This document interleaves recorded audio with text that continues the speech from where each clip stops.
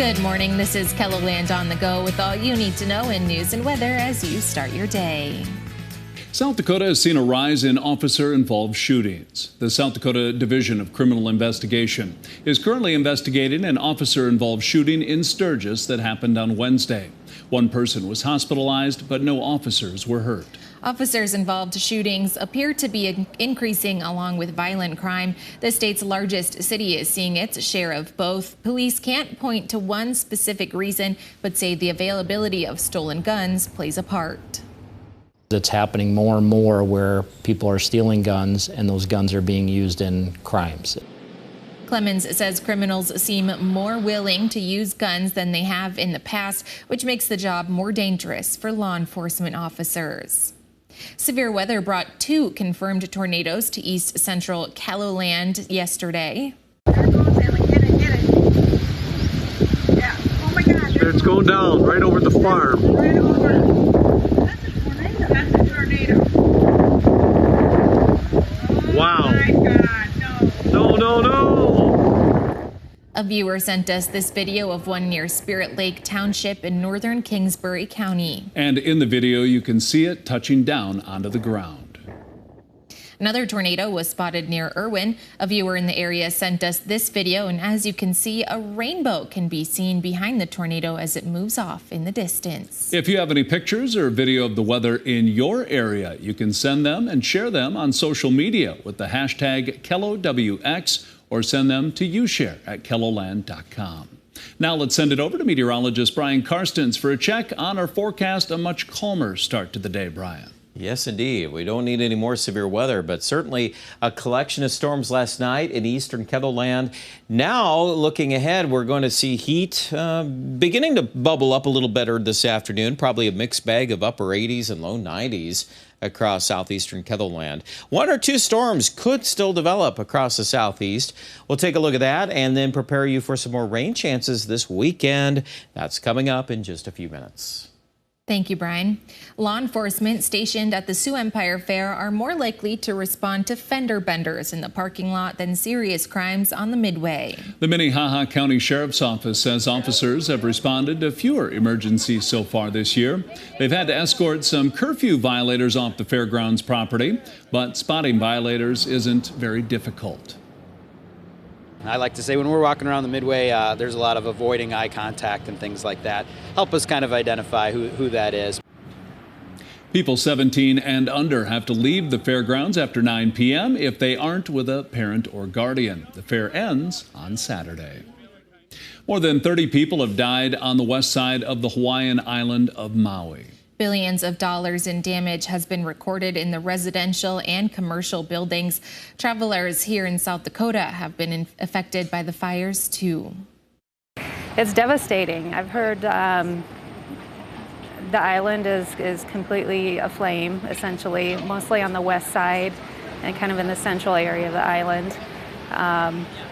You know, they are actively trying to get tour couples and families off the island. If not back home, then they're relocating them to another island.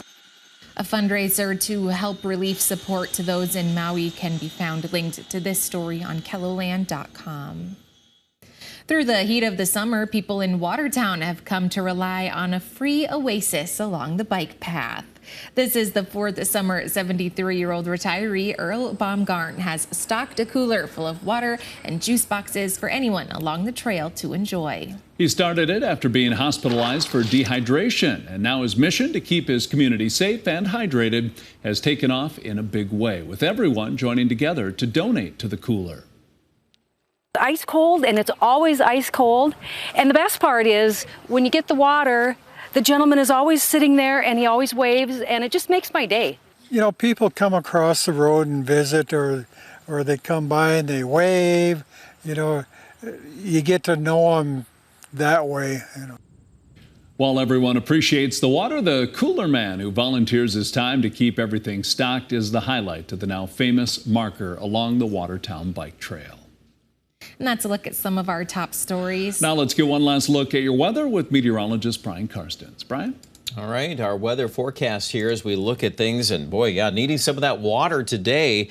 Those 80s and 90s will be out there this afternoon. It looks like quite a bit of sunshine after those storms rolled through last night. One last recap of some of the rain totals, by the way. Sioux Falls, kind of a mixed bag of reports. You know, the north side of town really didn't get much at all, but Empire Mall and the south side, and you go to Harrisburg and T, and you found some pretty good numbers, actually. Over at half an inch rain with a couple of thunderstorms there last night. Sure was a lot of lightning with it, too. We've recapped the tornadoes and the severe weather in that area north of De Smet. That was quite a storm last night, and pockets of rain with that. That's the good part of it. We did get some rain out of this, and especially in west central Minnesota. Now the question is, will we get some more rainfall this weekend? Well, we'll start with today. We do have a marginal risk of a thunderstorm in the southeast. I think it'll be fairly limited, but even into southwest Minnesota, I would not be shocked at a couple of things on radar yet late this afternoon or early this evening. Our main focus, though, is going to be the next disturbance coming out Saturday night into Sunday. Now, this will be structurally a lot bigger, a lot more organized, and you can see that front here on Futurecast coming in Saturday evening into the Black Hills and into northwest South Dakota. And that should spark these collections of showers and thunderstorms. And I think right now, as we get into Sunday morning, there'll be some areas of rain around. And then the thinking is this low pressure system will be hanging around long enough during the course of the day on Sunday to probably redevelop some areas of rain even into the afternoon. The likely scenario is the clouds and the rain will keep that temperature down. Some of these hourly numbers really, quite honestly, they're not even much above 70 in the Northeast. We'll see if we make those mid-70s in Sioux Falls. I still think that's doable, but the rain will be a big player in the forecast. Hopefully, it'll help to bring up some of those rain deficits as we are still in drought across much of southeastern and far eastern Ketherland. How about the 7-day forecast? Well, once we get through Sunday, then we'll probably clear out and dry out and be actually reasonable on temps on Monday in the mid-70s. Some 80s are back Tuesday, Wednesday. Jury's still out on another system that could come in on Wednesday, and that could produce areas of thunderstorms again, but a little early on how much data and support we have on that, so we'll keep watching it. Aberdeen, low 80s to kick off the weekend, and the rain chance on Sunday, pretty good. And also Pierre should catch some rain Saturday night into at least the first half of Sunday. Other than that, mid to upper 80s are pretty likely days 5 through 7. Rapid City will cool off too on Sunday, but we'll have a tendency to kind of go back up here in western South Dakota. Check out the details online at ketherland.com.